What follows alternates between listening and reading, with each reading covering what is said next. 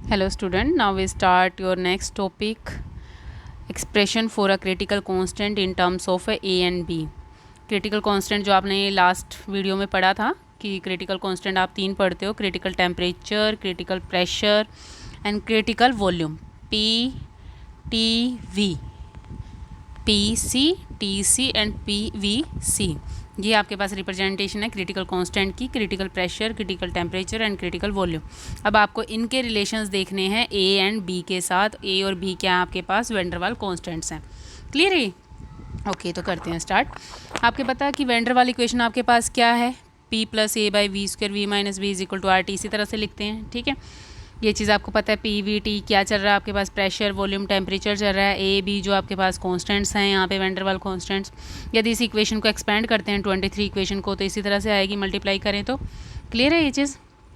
P V P minus B P plus A by V minus A B V square is equal to R T, ये equation आएगी आपके पास। अब equation को, इस equation को देखो, जो आपके पास नीचे है वी स्क्वेयर से मल्टीप्लाई करवा they both side, cross multiply हो जाएगा यहाँ से। और या तो ये कहो कि क्रॉस मल्टीप्लाई करवा दो वी स्क्वेयर से, या फिर दोनों साइड मल्टीप्लाई करवा देते हैं। इधर भी वी स्क्वेयर से मल्टीप्लाई करवाया और इस साइड भी वी स्क्वेयर से मल्टीप्लाई करवाया। ठीक है, यहाँ तो मल्टीप्लाई करवाएंगे तो यहाँ से क्या आ जाएगी, नई इक्वेशन आएगी आपके पास, P V Q minus B P V square plus A V minus A B is equal to R T V square, ये इक्वेशन आ जाएगी आपके पास। क्लियर है?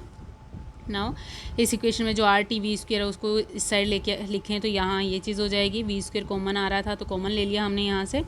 क्लियर है? नाउ आपके पास v का जो कोफिशिएंट है, p चल रहा है ना v क्यूब का, ठीक है, हाईएस्ट डिग्री का, तो इसे p से डिवाइड करवा देते तो आपके पास ये आ जाती है 24 इक्वेशन। क्लियर है?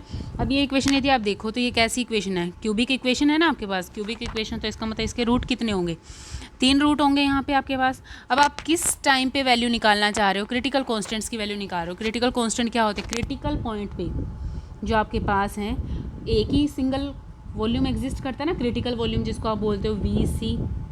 क्लियर है ना? तो उस वॉल्यूम पे मीन्स आपके पास रूट जो होंगे, इसके तीनों रूट क्या होंगे, बराबर होंगे। यदि तीनों रूट बराबर होंगे यहाँ पे हमारे पास, तो उसके लिए हम लेके चलते हैं कि सपोज करो उसके तीनों रूट इक्वल हैं, और वो किसके इक्वल हैं, हम ले लेते हैं वो इक्वल हैं आपके पास एक्स के इक्वल हैं, कि जो क्रिटिकल वॉल्यूम है वो एक्स है, तो V is equal to X आएगा।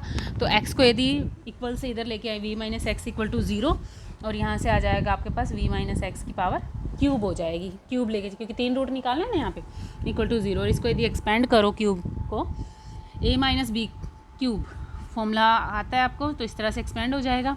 इस इक्वेशन को आपने रख लिया नाम 25, और जो आपके पास ये थी 24। तो दोनों को यदि कंपेयर करें यहाँ से, V cube V square, V cube V square and V के कोफिशिएंट्स को कंपेयर करवाते हैं, और जो कांस्टेंट है उनको कंपेयर करवाते हैं। यदि कंपेयर करवाएंगे तो उससे क्या होगा आपके पास, यहाँ से वी स्क्वेयर का कोफिशिएंट क्या है, 3x है यहाँ पे, और यहाँ पे वी स्क्वेयर का कोफिशिएंट क्या है, b plus R T by P. इस तरह से यहाँ से v का कोफिशिएंट क्या है, 3x स्क्वेयर है, और यहाँ पे v का कोफिशिएंट क्या है, a बाई पी। इस तरह से यहाँ पे कांस्टेंट टर्म है x क्यूब, और यहाँ पे आपके पास कांस्टेंट टर्म क्या चल रही है, ए बी बाई पी, ये चीज़ आ जाएगी। क्लियर है? ये कंपेयर करवाया। अब यहाँ से जो कंपेयर करवा लिया आपने, अब इस इक्वेशन को थोड़ा सा सॉल्व करते हैं, इन इक्वेशंस को।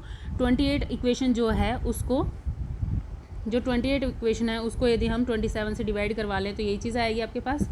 क्लियर है? यहाँ से जो कैंसिल आउट हो रहा है कैंसिल करवा लेते हैं, एक एक्स बचेगा यहाँ पे, ठीक है, ऊपर एक एक्स बचेगा तो एक्स बाई 3, यहाँ से कैंसिल हो गया आपके पी से पी, ए से ए, तो बी की वैल्यू आ गई आपके, बी आ गया इधर, एक्स की वैल्यू आ गया आपके पास 3b के इक्वल, और एक्स था कि आपके पास क्रिटिकल वॉल्यूम था, मीन्स आपने क्रिटिकल वॉल्यूम की वैल्यू निकाल दी।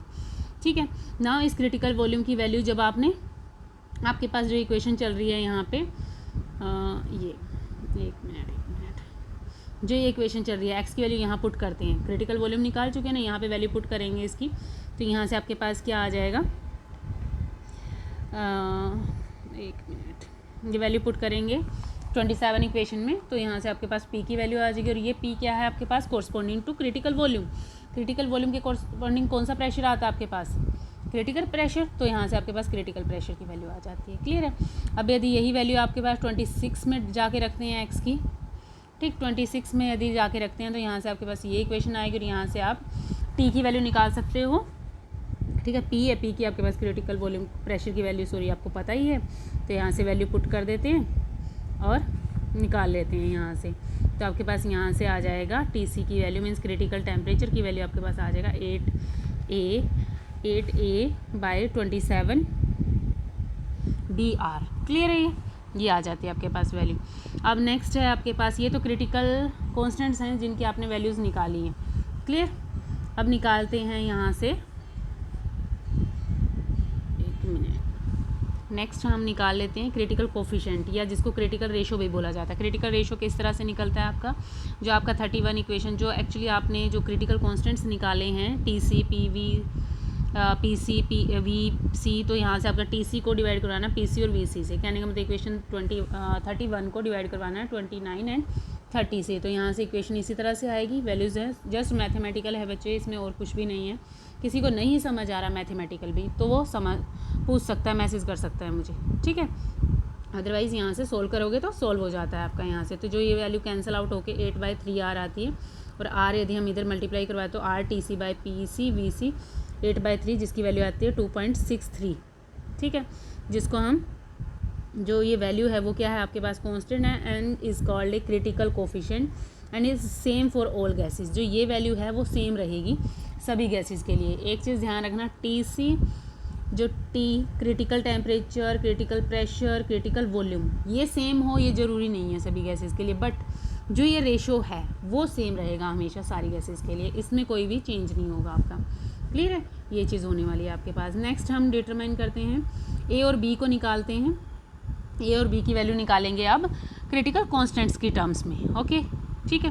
क्रिटिकल कॉन्स्टेंट्स की टर्म्स में यदि इनकी वैल्यूज़ निकालते हैं तो हम सबसे पहले जो T की वैल्यू निकाली थी, T की जो वैल्यू निकाली 31 इक्वेशन में, उसको स्क्वायर करते हैं और उसे डिवाइड करवा देते हैं PC वाली इक्वेशन से, तो मीन्स क्रिटिकल प्रेशर वाली इक्वेशन से। तो यहाँ से यदि इसको डिवाइड करवाएंगे, कुछ कैंसिल होता है तो कैंसिल आउट करवा देंगे यहाँ से, ठीक है। जो बचता है तो वो ये बचेगा आपके पास 24/27 A/R²। अब ये देखो A और B कांस्टेंट निकालें, अब जस्ट यहाँ पे A की कांस्टेंट बचा A, तो A की वैल्यू निकालने के लिए सारे को क्रॉस मल्टीप्लाई करवा देते हैं। तो यहाँ से A की वैल्यू आ जाएगी आपके पास ये 27/64 R² TC²/PC।